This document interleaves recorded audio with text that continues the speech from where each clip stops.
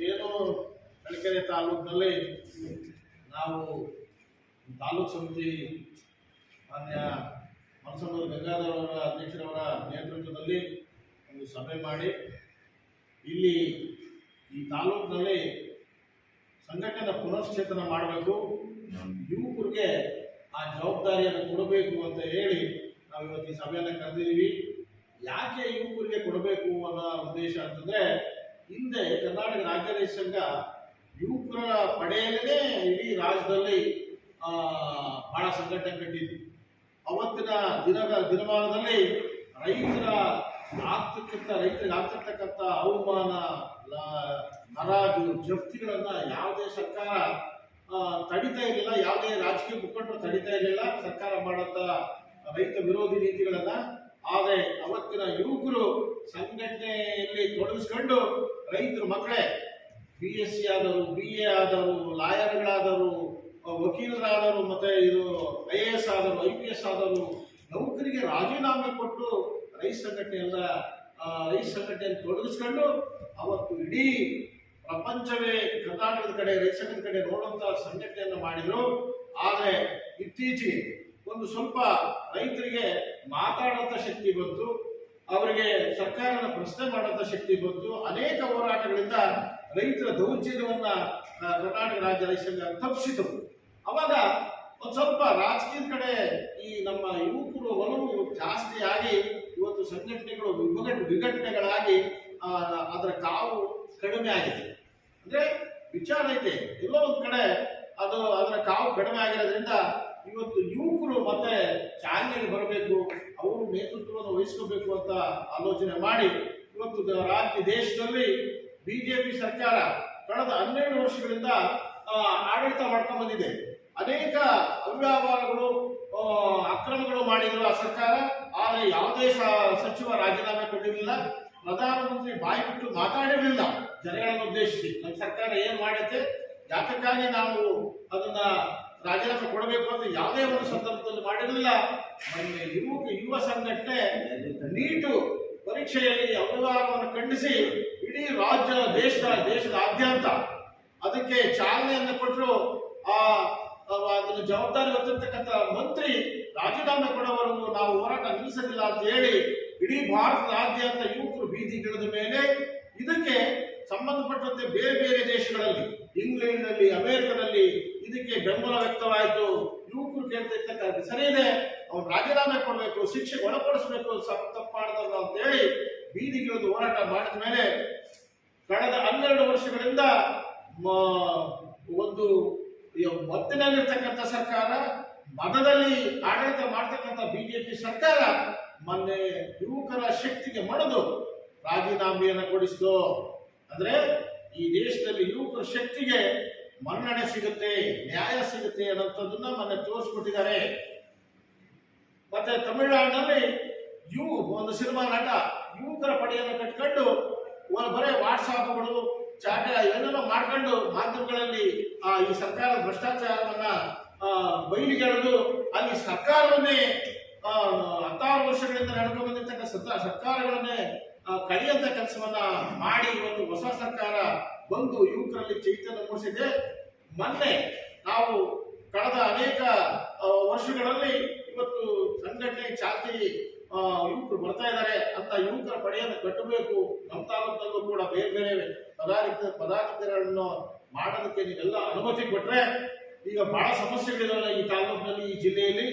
ನಮ್ಮ ಈಗ ಬರಗಾಲ ಘೋಷಣೆ ಆಗಬೇಕು, ಬಿತ್ತನೆ ಮಾಡಿದ್ದು ಒಣಗೋಗ್ತಾ ಇದೆ. ಮೊಳಕಾಲ್ಮೂರು ಮತ್ತು ಚಳ್ಳಕೆರೆ ಭಾರಿ ಬರಗಾಲದ ಜಿಲ್ಲೆ.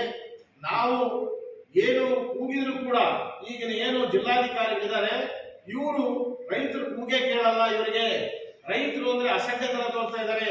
ಮತ್ತೆ ಕೃಷಿ ಅಧಿಕಾರಿ ಈ ರಾಜ್ಯದಲ್ಲಿ ಕೃಷಿ ಪ್ರಧಾನ ರಾಜ್ಯವಾಗಿರೋದ್ರಿಂದ ಇಲ್ಲಿ ಕೃಷಿ ಇಲಾಖೆಗೆ ಬಹಳ ಜವಾಬ್ದಾರಿ ಇದೆ. ರೈತರಿಗೆ ಬೀಜ ಮತ್ತೆ ಗೊಬ್ಬರ ಏನೇನು ದಾಸ್ತಾನುಗಳು ಬೇಕು ಅದನ್ನೆಲ್ಲ ಮುಂದೆ ಬೀಜ ಗೊಬ್ಬರವನ್ನು ದಾಸ್ತಾನು ಇಟ್ಕೊಂಡು ನಮಗೆಲ್ಲ ರೈತರಿಗೆ ತಲುಪಿಸುವಂತ ಕೆಲಸವನ್ನು ಮಾಡಬೇಕು. ಆದ್ರೆ ಈಗಿರ್ತಕ್ಕಂಥ ಜಂಟಿ ಕೃಷಿ ನಿರ್ದೇಶಕರು ಅವರು ಆನೆ ಮತದಲ್ಲಿದ್ದಾರೆ, ಹಣದ ಭಂಗದಲ್ಲಿದ್ದಾರೆ. ಈ ಜಿಲ್ಲಾಧಿಕಾರಿ ಮತ್ತೆ ಜಂಟಿ ಕೃಷಿ ನಿರ್ದೇಶಕರು ಇವರನ್ನ ಜಿಲ್ಲೆ ಬಿಟ್ಟು ತೊಲಗಲಿ ಅಂತೇಳಿ ನಾವು ಚಳುವಳಿಯನ್ನು ರೂಪಿಸಬೇಕಾಗಿದೆ. ಅದರಿಂದ ಹೊಸ ಸಮಿತಿಯ ಮೂಲಕ ನಾವೆಲ್ಲಾ ಸಂಘಟನೆಗಳ ಜೊತೆಗೆ ಸೇರಿ ಈ ಕಾರ್ಯಕ್ರಮವನ್ನು ಮಾಡೋದಕ್ಕೆ, ಮತ್ತೆ ನಮ್ಮದು ಏನೀಗ ಲೋಪದೋಷಗಳು ಸರ್ಕಾರಗಳು ಕಡೆಗಣಿಸ್ತಾ ಇದ್ದಾವೆ, ಅದರಿಂದ ಈಗ ಮನೆ ಟೊಮೆಟೊ ಬೆಲೆ ಬಿದ್ದೋಯ್ತು ಅಂತೇಳಿ ನಿನ್ನೆ ಚಿಕ್ಕಮಗಳೂರಿನಲ್ಲಿ ಭಾರಿ ಬೃಹತ್ ಪ್ರತಿಭಟನೆ ಮಾಡಿದ್ರು. ಅಲ್ಲಿ ಯಾವುದೇ ರೈತ ಸಂಘಟನೆ ಇಲ್ಲ. ಅಂದ್ರೆ ರೈತರಿಗೆ ನೋವಾದಾಗ ತತ್ಕ್ಷಣವೇ ಅಲ್ಲಿ ಪ್ರತಿಭಟನೆ ಮಾಡಂತ ಒಂದು ಶಕ್ತಿಯನ್ನ ರೂಢಿಸಬೇಕು, ವಿಚಾರವನ್ನು ತಿಳ್ಕೋಬೇಕು ಅಂತ ಈ ಸಂಘಟನೆಯನ್ನ ವಿಸ್ತಾರ ಮಾಡಬೇಕು ಅಂತ ನಾವು ತೀರ್ಮಾನ ಮಾಡಿದ್ದೀವಿ. ಆ ತೀರ್ಮಾನಕ್ಕೆ ತಾವೆಲ್ಲರೂ ಕೂಡ ಅಪ್ಪಣೆ ಕೊಟ್ರೆ ಇವತ್ತು ತಾಲೂಕು ಸಮಿತಿಯನ್ನ ಮಾಡಿ ನಮ್ಮ ಜಿಲ್ಲೆಯನ್ನ ಬರಗಾಲ ಜಿಲ್ಲೆ ಅಂತ ಘೋಷಣೆ ಮಾಡಬೇಕು. ಮತ್ತೆ ಅಗತ್ಯವಾದಂತ ರೈತರಿಗೆ, ಕೂಲಿಕಾರರಿಗೆ ಗೋಶಾಲೆ ತೆರಿಬೇಕು, ಪ್ರಾಣಿಗಳಿಗೆ ಮತ್ತೆ ದನ ಕರುಗಳಿಗೆ, ಮತ್ತೆ ಇದು ಮೇವು, ನೀರು, ಇಂಥ ಅಗತ್ಯ ಸೌಲಭ್ಯಗಳನ್ನು ಕೊಡಬೇಕು, ದುಡಿಯೋ ಕೈಗಳಿಗೆ ಕೆಲಸವನ್ನು ಕೊಡಬೇಕು ಅಂತ ಒತ್ತಾಯಿಸಿ ನಾವು ಪ್ರತಿಭಟನೆ ಮಾಡಬೇಕಾಗಿರೋದ್ರಿಂದ ಈ ಒಂದು ಕಾರ್ಯಕ್ರಮಕ್ಕೆ ಎಲ್ಲರೂ ಕೈ ಜೋಡಿಸಬೇಕು ಅಂತ ನಾನು ತಮ್ಮಲ್ಲಿ ಮನವಿ ಮಾಡಿ ನನ್ನ ಎರಡು ಮಾತು ಮುಗಿಸ್ತಾ ಇದ್ದೀನಿ. ಎಲ್ಲ ಹಳ್ಳಿಗಳಿಂದ ಬಂದಿರತಕ್ಕಂಥ ರೈತ ಬಂಧುಗಳು, ಈ ಸಭೆಯ ಅಧ್ಯಕ್ಷತೆಯನ್ನು ವಹಿಸಿದಂಥ ಹಂಸಮೂಲ ಗಂಗಾಧರ ಅಣ್ಣನವರಿಗೆ ಕೂಡ ಈ ಸಭೆಯ ತಾಲೂಕು ಅಧ್ಯಕ್ಷರಾದ ಗಂಗಾಧರ ಅಣ್ಣನವರು ಕೂಡ ನಾವು ಸ್ವಾಗತವನ್ನು ಬಯಸುತ್ತೇವೆ. ಈ ಸಭೆಗೆ ರಾಜ್ಯ ಕಾರ್ಯಾಧ್ಯಕ್ಷರಾದಂಥ ಬೇಗಟ್ಟಳ್ಳಿ ಬಸರೆಡ್ಡಿ ಸಾಹೇಬ್ ಬಂದಿದೆ, ಅವರು ಕೂಡ ನಾವು ಸ್ವಾಗತವನ್ನು ಬಯಸುತ್ತೇವೆ. ಅದೇ ರೀತಿಯಾಗಿ ಚಳ್ಳಕೆರೆ ತಾಲೂಕಿನ ಉಪಾಧ್ಯಕ್ಷರಾದಂಥ ಡಿ.ಸಿ.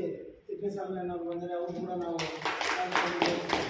ಇದೇ ರೀತಿಯಾಗಿ ಈ ತಾಲೂಕಿನ ಎಲ್ಲ ರೈತ ಬಂಧುಗಳು, ನನ್ನ ಬಂಧುಗಳು ಎಲ್ಲರೂ ಬಂದಿದ್ದಾರೆ, ಅವರು ಕೂಡ ನಾವು ಸ್ವಾಗತವನ್ನು ಬಯಸುತ್ತಾ, ಇವತ್ತು ನಾವು ಏನಪ್ಪ ಅಂತಂದರೆ 8ನೇ ತಾರೀಕು ಇವತ್ತು ನಾವು IBಯಲ್ಲಿ ಸೇರಿಕೊಂಡು ಒಂದು ತಾಲೂಕು ಸಮಿತಿಯನ್ನು ಪುನರ್ವಿಂಗಡಣೆ ಮಾಡಿ ಮುಂದಿನ ದಿನಗಳಲ್ಲಿ ನಾವು ಹೋರಾಟ ಮಾಡೋಕ್ಕೆ ಸ್ವಲ್ಪ ಯುವಕರನ್ನ ಸಂಘಟನೆಗೆಲ್ಲ ಸೇರಿಸ್ಕೊಂಡು ಇವತ್ತೊಂದು ಹೊಸ ತಾಲೂಕು ಕಮಿಟಿ ಮಾಡಿ, ಮತ್ತು ಇಂದಿನ ಸಭೆಗಳಲ್ಲಿ ಚಳವಳಿಗಳಲ್ಲಿ ಆದಂಥ ಎಲ್ಲ ಖರ್ಚು ವೆಚ್ಚದ ಬಗ್ಗೆ ಮಾತನಾಡಲು ಇವತ್ತು ನಾವು ತಾಲೂಕು ಸಮಿತಿಯನ್ನು ಕರೆದಿದ್ದೇವೆ.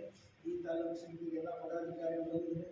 ಮುಂದೆ ನಾವು ಏನು ಬರಗಾಲ ಇಡೀ ಜಿಲ್ಲೆಯಲ್ಲಿ ಬರಗಾಲ ತಾಂಡವಾಡುತ್ತಿದ್ದು, ಈ ಬರಗಾಲಕ್ಕೆ ಏನು ಅಧಿಕಾರಿಗಳು ಮತ್ತು ರಾಜಕಾರಣಿಗಳು ಸ್ಪಂದಿಸ್ತಾ ಇಲ್ಲ, ಹಳ್ಳಿಗಳಲ್ಲಿ ಕುಡಿಯಲು ನೀರಿಲ್ಲ, ಜಾನುವಾರುಗಳಿಗೆ ಮೊದಲೇ ಮೇವಿಲ್ಲ, ಮತ್ತು ಏನು ನಾವು ಇವತ್ತು ಸ್ವಲ್ಪ ಅಲ್ಲಿ ರಾಗಿ, ಜೋಳ, ಮೆಕ್ಕೆಜೋಳ, ಮತ್ತು ಅತಿ ಹೆಚ್ಚಾಗಿ ಶೇಂಗಾ ಮತ್ತು ತೊಗರಿ ಬಿತ್ತನೆ ಮಾಡಿದ್ವಿ, ಅದು ಕೂಡ ಒಣಗ್ತಾ ಇದ್ದೇವೆ. ಅದಕ್ಕೆ ನಾವು ಸರ್ಕಾರ ಮತ್ತು ಅಧಿಕಾರಿಗಳು ಕೆಲಸ ಮಾಡ್ತಿಲ್ಲ. ಮುಂದಿನ ದಿನಗಳಲ್ಲಿ ನಾವು ಉಗ್ರವಾಗಿ ಹೋರಾಟ ಮಾಡಬೇಕು. ಹಳ್ಳಿಗಳಲ್ಲಿ ಸಂಘಟನೆ ಮಾಡಿ, ಪ್ರತಿಯೊಂದು ಹಳ್ಳಿಗಳಲ್ಲಿ ಸ್ವಲ್ಪ ಬೋರ್ಡ್ ಹಾಕಬೇಕು, ಸಂಘಟನೆ ಮಾಡಿ ಇವುಗಳನ್ನು ನಾವು ಸಂಘಟನೆಗೆ ತೆಗೆದುಕೊಳ್ಬೇಕಂತ ಹೇಳಿ ಇವತ್ತು ನಾವು ತಾಲೂಕು ಸಮಿತಿಯನ್ನು ರಚನೆ ಮಾಡಿದ್ವಿ. ಅದಕ್ಕೋಸ್ಕರ ಇವತ್ತು ಎಲ್ಲ ಬಂದಿದ್ದೀರಾ. ಮುಂದಿನಲ್ಲಿ ನಾವು ಹೋರಾಟ ಮಾಡಿ ಎಲ್ಲ ಹಳ್ಳಿಗಳಲ್ಲಿ ಸ್ವಲ್ಪ ಮಹಿಳೆಯರನ್ನ, ಸಂಘಗಳನ್ನ ನಾವು ಅವಲಂಬನೆ ಮಾಡಿ ಅವ್ರಿಗೆಲ್ಲ ಸ್ವಲ್ಪ ಸಭೆಗಳು ಮಾಡಿ ಅವ್ರಿಗೆ ಮನವರಿಕೆ ಮಾಡಿ ನಾವು ರೈತರು ಹೋರಾಟ ಮಾಡಬೇಕು. ನೋಡಿ, ನಿನ್ನೆ ಟೊಮೆಟೆ ಬರೀ 150 ರೂಪಾಯಿ ಆಗೈತೆ ಅಂತೇಳಿ ದಿಢೀರಲ್ಲೇ ರೈತ ಸಂಘ ಅವರೇ ರೈತರು ಅಲ್ಲದಲ್ಲಿ ಸ್ವಲ್ಪ ಜನ ಎಚ್ಚೆತ್ತುಕೊಂಡು ಪ್ರತಿಭಟನೆ ಮಾಡಿ ಸರ್ಕಾರಕ್ಕೆ ಮತ್ತು ಇಲಾಖೆಗೆ ನಾಚಿಕೆ ಆಗಬೇಕು. ಯಾಕಪ್ಪ ಅಂದ್ರೆ 50-100 ರೂಪಾಯಿ ಏನು ಸಿಗುತ್ತೆ ಇವತ್ತು? ಬರೀ ಜಗತ್ತಿಗೆ ತಗೊಂತಾರೆ ಒಂದು ಬಾಕ್ಸಿಗೆ 10 ರೂಪಾಯಿ 20 ರೂಪಾಯಿ ರೈತರ ಹತ್ರ. 50 ರೂಪಾಯಿ ನೀವು ರೈತರ ಹತ್ರ ಕೊಂಡ್ಕೊಂಡ್ರೆ ನಾಚಿಕೆ ಆಗಬೇಕು. ಅಂತ ಹೆಚ್ಚಿನ ಬೆಲೆಗೆ ಬೇರೆ ಬೇರೆ ಕಡೆ ಎಲ್ಲ ಇವರು ಮಾರಾಟ ಮಾಡ್ತಾ ಇದ್ದಾರೆ. ಅದಕ್ಕೋಸ್ಕರ ಇವತ್ತು ನಾವು ರೈತರು ಎಚ್ಚೆತ್ತುಕೊಂಡು ಪ್ರತಿ ಹಳ್ಳಿಗಳಲ್ಲಿ ಸಂಘಟನೆ ಮಾಡಿ ಈ ಸಂಘಟನೆಯನ್ನು ನಾವು ಬೆಳೆಸಬೇಕಂತ ಹೇಳ್ತಾ ಈ ಸಭೆಯನ್ನು ಉದ್ದೇಶಿಸಿ ಎರಡು ಮಾತನಾಡಲು ಅವಕಾಶ ಕೊಟ್ಟ ನಿಮ್ಮೆಲ್ಲರೂ ಗಮನಿಸಿ ನಾನು ಎರಡು ಮಾತುಗಳನ್ನು